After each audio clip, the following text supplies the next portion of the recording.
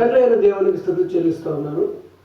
ప్రణాళిక టీవీ వీక్షకులకు, సత్యాన్వేషులకు క్రీస్తు ప్రభు నామములో వందనాలు. ఈ దినం దేవుని మందిరం అనే అంశం మీద ధ్యానించడానికి మీ ముందుకు వస్తూ ఉన్నాను. దేవుని మందిరం, దేవుని ఆలయము లేక దేవుని మందిరము అనే వాటి గురించి ఈరోజు ధ్యానించుదాం. ఇశ్రాయేలీయులు ఐగుప్తు దాస్యం నుంచి విడిపించబడ్డారు. ఎర్ర సముద్రం అద్భుత రీతిగా దాటి సీనాయి పర్వతం వద్దకు చేరారు. సీనాయి పర్వతం లేక హోరేబు కొండ వద్ద దేవుడు వారితో నిబంధన చేసుకున్నాడు, అంటే ధర్మశాస్త్రం ఇచ్చాడు. అరణ్య ప్రయాణంలో ఇశ్రాయేల్ అందరూ గుడారాల్లో నివసించారు. ఈ సందర్భంలో దేవుడు మోషేతో మాట్లాడుతూ నిర్గమకాండం 25:8 నేను వారిలో నివసించినట్లు వారు నాకు పరిశుద్ధ స్థలం నిర్మింపవలెను అన్నారు. అంటే మీరందరూ కూడా అరణ్యంలో గుడారాలు వేసుకున్నారు, మీ మధ్య ఉండడానికి నాకు ఇష్టమవుతుంది, కాబట్టి నాకు కూడా ఒక గుడారం వేయండి అని దేవుడైన యెహోవా మోషే ద్వారా ఇశ్రాయేలుకు ఆయన చెప్పడం జరిగింది. మరి ఇది పరలోక దేవునికి నివాస స్థలంగా ఉండడానికి ఒక ప్రత్యేకమైన కట్టడము అని మనం గమనించాలి. దీనిని ఏమన్నారు అంటే ప్రత్యక్ష గుడారము అన్నారు. అంటే దేవుడు ప్రత్యక్షం అవుతాడు కనుక అది గుడారం కనుక ఇది ప్రత్యక్ష గుడారము అని పిలువబడింది. ఇశ్రాయేలీయులు అరణ్య ప్రయాణంలో ఉన్నంతకాలం కూడా ఈ ప్రత్యక్ష గుడారంలోనే దేవుణ్ణి ఆరాధించారు. ప్రత్యక్ష గుడారం నమూనా దేవుడు సూచించిన విధంగానే మోషే నిర్మించడం జరిగింది. నిర్గమకాండం 25:9 ఆయనే సెలవిస్తూ ఉన్నారు, నేను నీకు కనబరచు విధముగా మందిరము యొక్క ఆ రూపమును దాని ఉపకరణలన్నిటినీ రూపమును నిర్మింపవలెను అని చెప్తా ఉన్నారు ఆయన. అంటే ప్రత్యక్ష గుడారం 3 భాగాలుగా ఉంటుంది. ఆవరణం, పరిశుద్ధ స్థలం, అతి పరిశుద్ధ స్థలం. ఆవరణలో దహన బలిపీఠం ఉంటుంది. నిర్గమకాండం 27:1-8 చదివితే సమాచారం మనకు కనిపిస్తుంది. అలానే మరి ఇత్తడి గంగాళం నీటితో నింపడి ఉంటుంది. నిర్గమకాండం 30:17 మనం చదివితే అది ఆవరణలో ఉంచబడిన ఉపకరణాలు, వస్తువులు. ఇక పరిశుద్ధ స్థలంలో సన్నిధి రొట్టెల బల్ల, నిర్గమకాండం 25:23-30 చదివితే, అలాగే దీపవృక్షం నిర్గమకాండం 25:31-40 చదివితే ఈ విషయం తెలుస్తుంది. అలాగే ధూప వేదిక నిర్గమకాండం 30 మరి 7-8 చదివితే మనకి ఈ విషయాలు తెలుస్తాయి. కాబట్టి పరిశుద్ధ స్థలంలో ఉండే ఉపకరణాలు, వస్తువులు, సామాగ్రి. అలాగే అతి పరిశుద్ధ స్థలంలో ఇక్కడ దేవుని యొక్క నివాసం ఉంటుంది. నిబంధన మంచం ఉంటుంది. నిబంధన మంచం మీద కరుణాపీఠం ఉంటుంది. ఇది నిర్గమకాండం 25:10-22 చెప్పబడిన సమాచారం ప్రకారంగా ప్రత్యక్ష గుడారాన్ని మరి 3 భాగాలుగా దేవుడు ఏర్పాటు చేయమన్నాడు. ఆవరణలో యాజకులు బలి అర్పిస్తారు. ఆ రక్తం తీసుకుని పరిశుద్ధ స్థలంలో ఉన్న యాజకులు, అలాగే ప్రధాన యాజకుడు, సంవత్సరానికి ఒకసారి ప్రధాన యాజకుడు అతి పరిశుద్ధ స్థలంలోకి వెళ్ళి ఆ యొక్క పాప పరిహారార్థం బలి నిమిత్తం ఆ రక్తాన్ని దాన్ని ప్రోక్షించని వస్తాడు. ఇది ఏటేటా జరుగుతున్న కార్యక్రమం. ఇది దేవుని యొక్క మరి మందిరం అని లేఖనాలు చెప్తా ఉన్నాయి. దేవుని మందిరాన్ని శాశ్వతంగా నిర్మించాలని దావీదు రాజు ఆశపడ్డారు కదండి. చాలా సామాగ్రి ఆయన సమకూర్చారు. చాలా వస్తువులు, సామాగ్రిని ఆయన మరి దాని కొరకు ఏర్పాటు చేశాడు. కానీ దేవుడు అంగీకరించలేదు.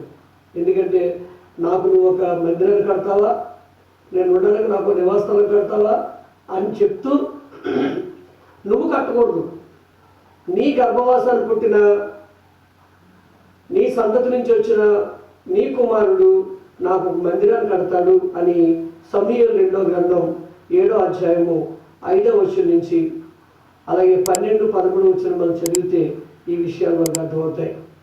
దినవృత్తాంతాల గ్రంథం 22:7-11 కూడా ఏమంటాడంటే నువ్వు నా మందిరాన్ని కట్టకూడదు, కట్టడానికి అవకాశం లేదు. ఎందుకంటే నువ్వు యుద్ధాలు చేసి నీ చేతులన్నీ రక్తంతో నిండి ఉన్నాయి, నీకు సమాధానం ఇక్కడ లేదు.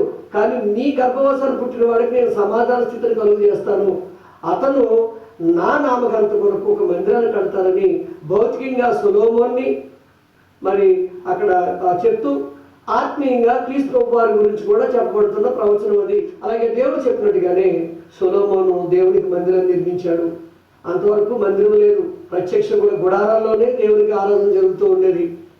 కానీ మరి దావీదు ఆశించినట్టుగా అలాగే సొలొమోను దేవుని యొక్క మందిరాన్ని కట్టాడు. ఆయన రాజుల మొదటి గ్రంథం 6వ అధ్యాయము 1వ వచనం 38వ వచనం మనం చదివినప్పుడు ఇది 7 సంవత్సరాలు కట్టబడినట్టుగా మన గ్రంథం చెప్తా ఉంది.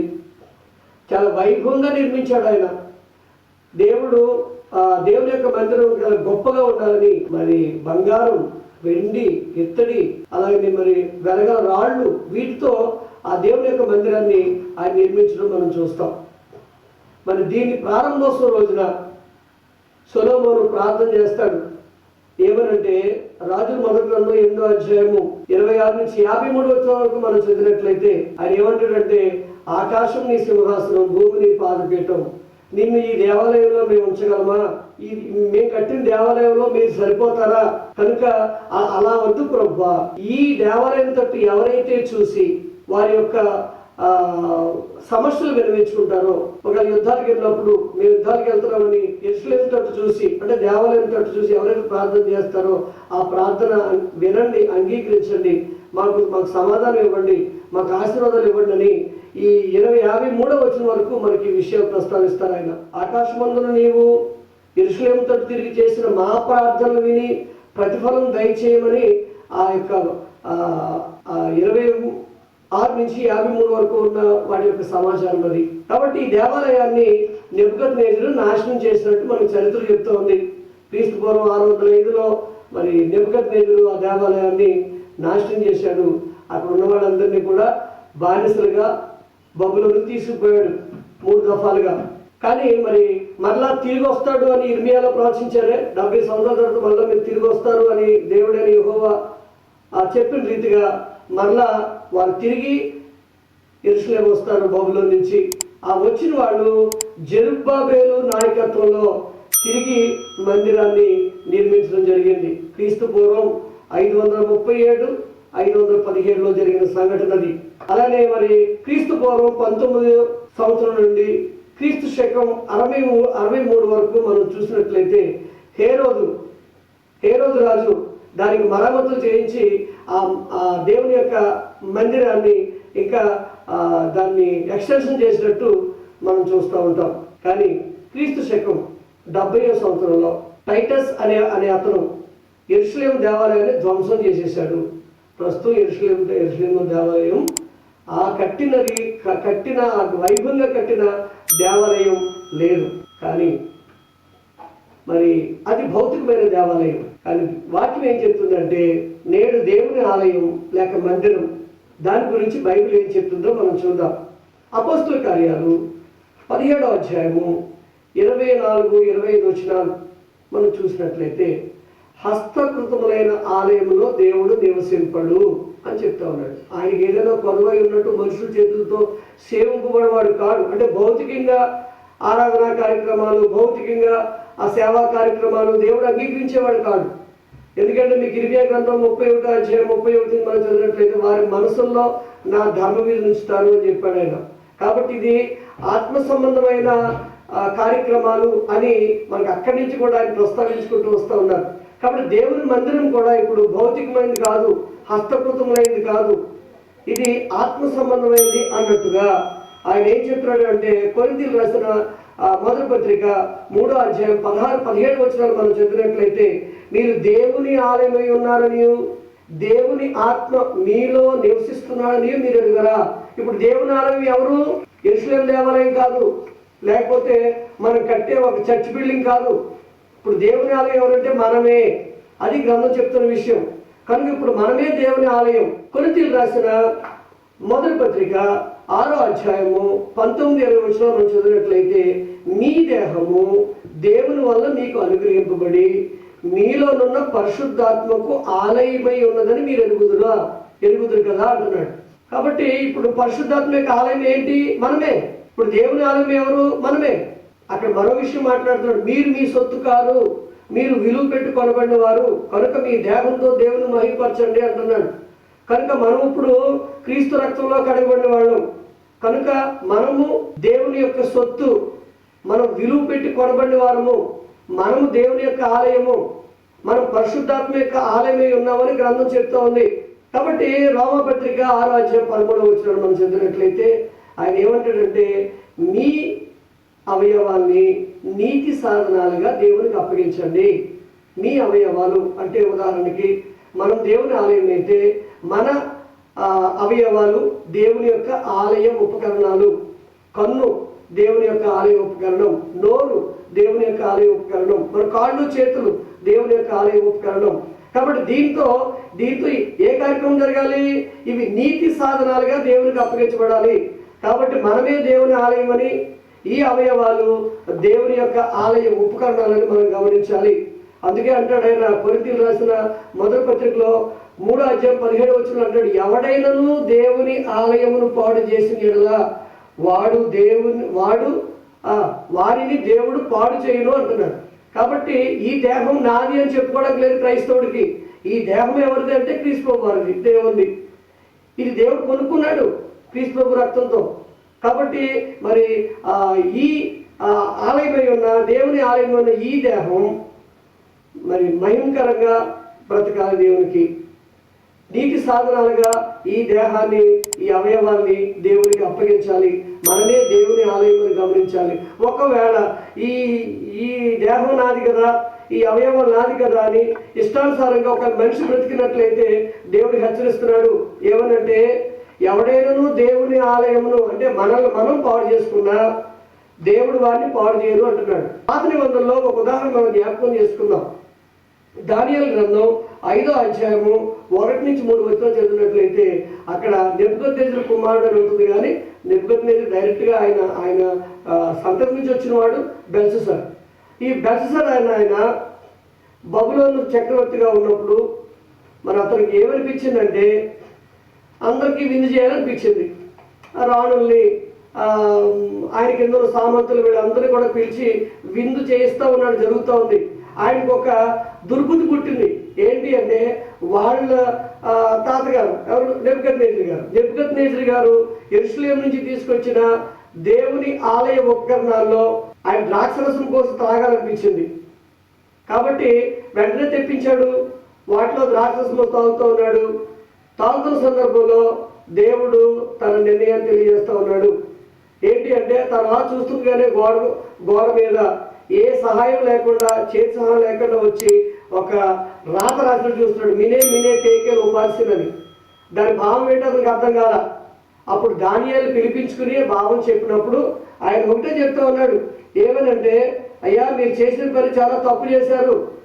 కాబట్టి మినే టేకేల్ ఉపాసిన అంటే ప్రతి మాటకి కూడా అర్థం అక్కడ చెప్పాడు. ఏంటంటే, మిమ్మల్ని దేవుడు త్రాచులో చూశాడు, మీరు తక్కువగా కనబడ్డారు, కనుక మీ రాజ్యం మీ నుంచి తీసి వేరే వాళ్ళకి దేవుడు అప్పగించాలనుకుంటున్నాడు అని చెప్పాడు అంతే.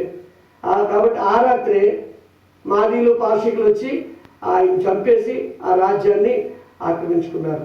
కాబట్టి దేవుని ఆలయాన్ని ఎవరైనా పాడు చేస్తే వారిని దేవుడు పాడు చేయను అనే దానికి ఉదాహరణ బెల్షస్సర్. కాబట్టి ఈనాడు మనం దేవుని ఆలయంగా ఉన్న మనము ఇది నాది కదా, నా దేహం కదా అని దీంతో ఇష్టం వచ్చినట్టుగానే కార్యక్రమాలు జరిగిస్తే దేవుడు ఊరుకోడు. ఇది దేవుని ఆలయము. ఇప్పుడు మనమే దేవుని ఆలయం. చర్చ్ బిల్డింగ్ దేవుని ఆలయం కాదు. చర్చ్ బిల్డింగ్ అనేది మనం కూడుకోవడానికి ఏర్పాటు చేసుకున్న ఒక 4 వాల్స్, ఒక రూఫ్ అంతే. దాన్ని చర్చిని భ్రమించి దానికే విలువిస్తున్న మనుషులు మనం చూస్తూ ఉన్నాం. కానీ మనం దేవుని ఆలయం, దేవుని మందిరం మనం. కాబట్టి కొరింథీయులకు రాసిన మొదటి పత్రిక 3:15 దేవుని ఆలయము పరిశుద్ధమై ఉన్నది, మీరు ఆలయమై ఉన్నారని చెప్తూ ఉన్నాడు. దేవుని ఆలయం పరిశుద్ధమైంది అంటే మనం పరిశుద్ధమైన వాళ్ళు. అందుకే మనం పరిశుద్ధులుగా పిలువబడుతున్నాం. పరిశుద్ధాత్మ మనలో నివసిస్తూ ఉన్నాడు. కాబట్టి మరి కొరింథీయులకు రాసిన 2వ పత్రిక 6:16-18 మనం చదివినట్లయితే మనము జీవము గల దేవుని ఆలయమై ఉన్నామని చెప్తూ ఉన్నాడు. మనం జీవము గల దేవుని ఆలయమై ఉన్నాము. నేడు క్రైస్తవుడు దేవుని ఆలయం. అంతేకాదు సంఘం కూడా దేవుని ఆలయము, దేవుని మందిరం చెప్పబడుతూ ఉంది. సంఘం తిమోతి రాసిన మొదటి పత్రిక 3:15 ఏమన్నాడు అంటే, దేవుని మందిరములో అనగా జీవము గల దేవుని సంఘంలో మనుషులు ఎలా ప్రవర్తించవలనో అది నీకు తెలియజేస్తున్నానని మరి తిమోతికి పౌలు గారు రాస్తూ ఆ ఉత్తరంలో తెలియపరుస్తూ ఉన్నాడు. జీవము గల దేవుని సంఘం అంటే దేవుని మందిరం అంటే ఏంటి? జీవము గల దేవుని సంఘం. ఒకటి వ్యక్తిగతంగా నువ్వు నేను దేవుని యొక్క మందిరం, సంఘం దేవుని యొక్క మందిరం, జీవము గల దేవుని సంఘం. ప్రకటన గ్రంథం 21:3-4 మనం చదివినట్లయితే, ఇదిగో దేవుని నివాసము మనుషుల మధ్య ఉన్నది అంటున్నాడు. కాబట్టి మనుషుల మధ్య ఇప్పుడు దేవుని నివాసం ఉంది. ఒకప్పుడు పాత నిబంధనలో ప్రత్యక్ష గుడారంలో దేవుని యొక్క నివాసం ఉంది. ఇప్పుడు దేవుని సంఘంలో దేవుని యొక్క నివాసం ఉంది. కనుక హెబ్రీయులకు రాసిన పత్రిక 3:5-7 మనం చదివినట్లయితే, ధైర్యమును నిరీక్షణ వల్ల ఉత్సాహమును తొదమట్టుకు స్థిరముగా చేపట్టిన యెడల మనమే ఆయన ఇల్లు అంటున్నాడు. దేవుని ఆలయమని కాదు, దేవుని ఇల్లు కూడా సంఘమేనట. ఎఫ్సీ పత్రిక 2:22 దేవుని నివాస స్థలమై ఉన్నటకు మరి కట్టబడుచున్నారని చెప్తూ ఉన్నాడు. పేతురు రాసిన మొదటి పత్రిక 2:5 యేసుక్రీస్తు ద్వారా దేవునికి అనుకూలములకు ఆత్మ సంబంధమైన బలులు అర్పించుటకు పరిశుద్ధ యాజకులుగా ఉండినట్లు మీరును సజీవమైన రాళ్ళవలే నుండి ఆత్మ సంబంధమైన మందిరంగా కట్టబడుచున్నారు అని చెప్తా ఉన్నాడు. కాబట్టి సోదరులారా, ఈనాడు దేవుని ఆలయం ఎవరంటే మనమే. ఈ అవయవాలు మరి నీతి సాధనాలుగా దేవునికి అర్పించుకుని మనం ముందుకు వెళ్దాం. మనం మన సొత్తు కాదు, విలువ పెట్టి కొనబడిన వాళ్ళం. మనమే దేవుని ఆలయమని గమనించుకుని ముందుకు వెళ్దాం. ప్రార్థన చేసుకుంటాం. సర్వోన్నతుగా కృప కలిగిన మా పరలోకపు తండ్రి, మీ పరిశుద్ధమైన నామానికి స్తోత్రాలైనా మమ్ములను దీవించి దేవా మరి మమ్ములను మీ ఆలయంగా రూపొందించిన విధానం బట్టి స్తోత్రాలు చెల్లిస్తున్నాం. మీరు ఇచ్చిన ఈ ఆధిక్యతను మేము వినియోగించుకుని ముందుకు వెళ్ళినట్టు సహాయం చేయమని, ఈ యొక్క ప్రణాళిక టీవీ ద్వారా వినిన ప్రతి సోదరిని సహోదరుని వారి కుటుంబాలను ప్రత్యేకించి ఆశీర్వదించమని, మీ కృపలో మమ్మల్ని నడిపించమని క్రీస్తు యేసు నామమున ప్రార్థించి వేడుకొంచున్నాం తండ్రి. ఆమేన్. అందరికీ వందనాలు. మానవుల రక్షణ